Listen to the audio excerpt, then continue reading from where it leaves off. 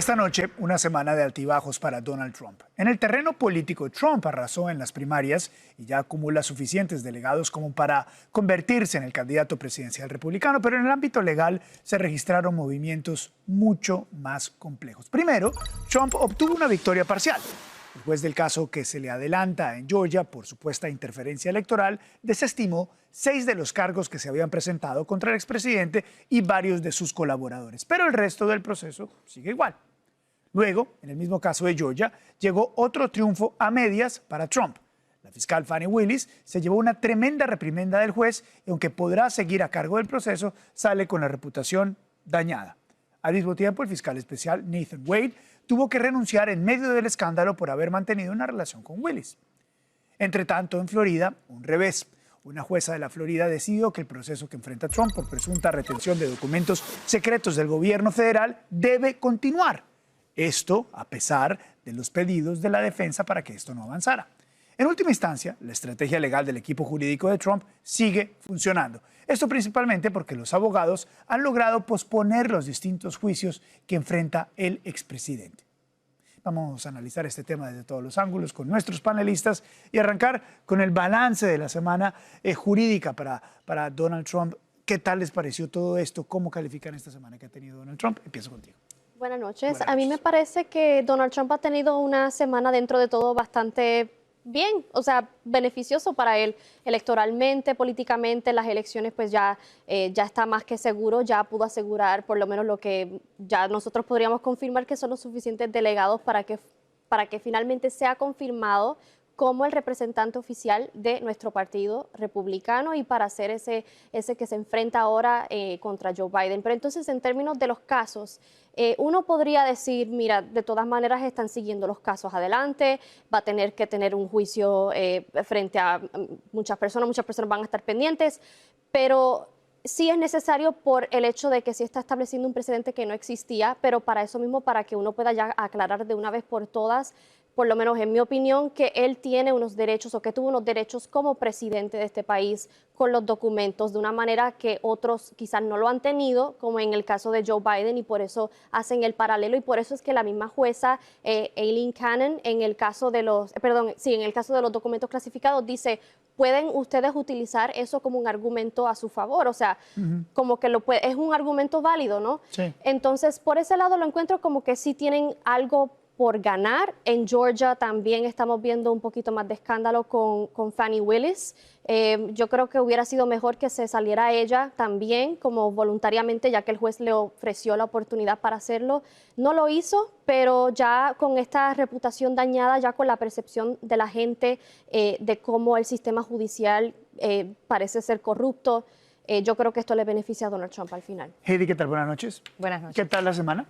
Yo creo que Donald Trump tuvo una excelente semana porque lo que él quiere, que es retrasar los diferentes casos, sucedió en 3 de los casos. Por ejemplo, si nos vamos a New York, por ahora, por lo menos por 30 días, el juicio se supone que a final de este mes iba a empezar. Se supone que ahora de 30 o incluso 90 días posiblemente se va a retrasar el juicio en Nueva York. Vemos que en el caso de Georgia no solamente le desestimaron 6 cargos que no sabemos si Fani Willis va a volver a imputar, pero también acaban de sacar a Wade de este caso y recordemos que él no fue la primera opción de Fani Willis. A ella la han acusado y esto fue lo que encontró el juez, que no hay en realidad, bajo la ley, no hay un conflicto de interés, pero le pidió a ella o te quitas tú del caso o se va él. ¿Por qué? Porque obviamente ya hay una apariencia de que sí existe y esto puede perjudicar la percepción de la gente, mucho más de lo que ya ella lo perjudicó.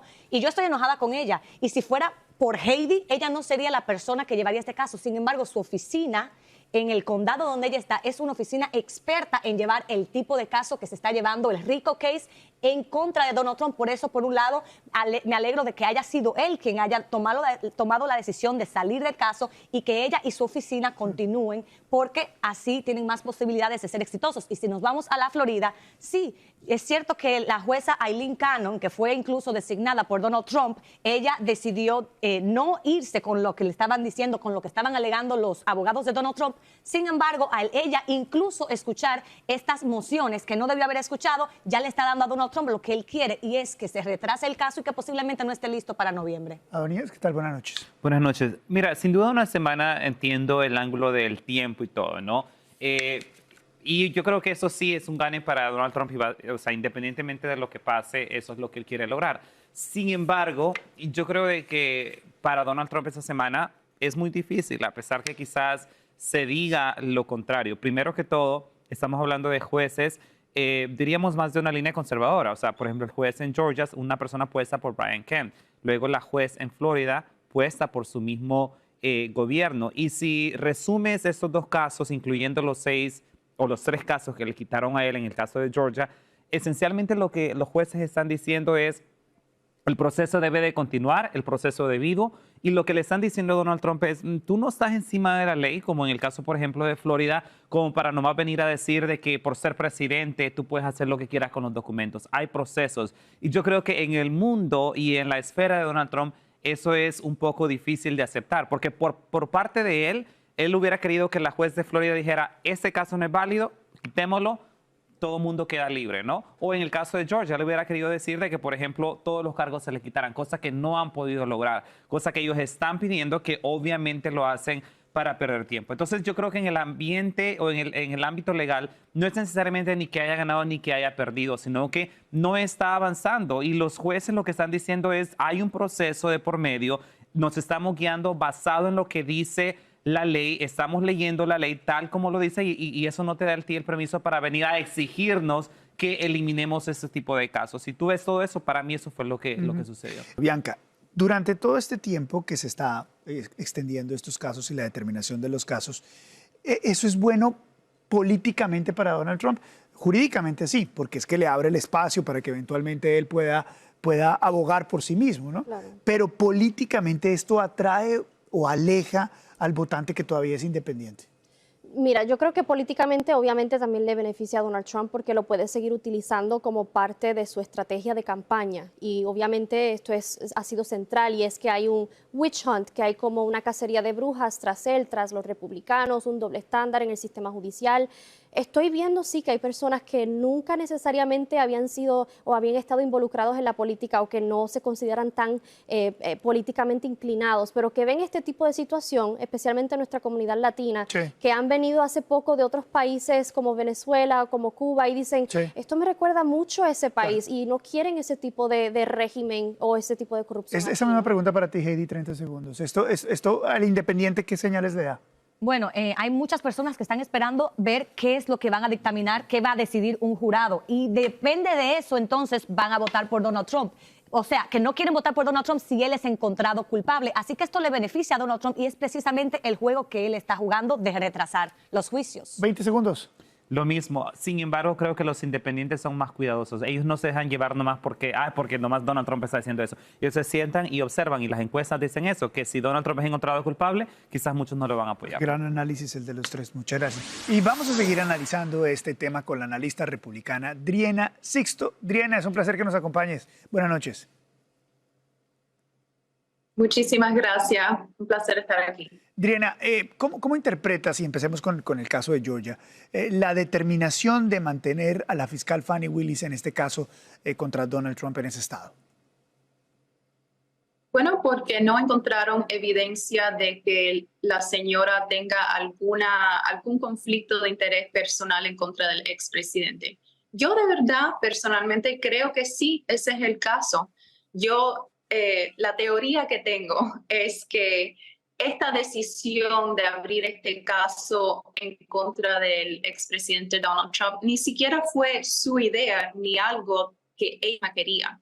Yo creo que esto es algo más que estamos viendo del Departamento de Injusticia de esta administración de Joe Biden, y creo que están empujando a ciertas personas, ciertos prosecutores y jueces a abrir estos tipos de casos. Acuérdense de que lo que están acusando al expresidente Donald Trump es de interferencia de las elecciones en el año 2020.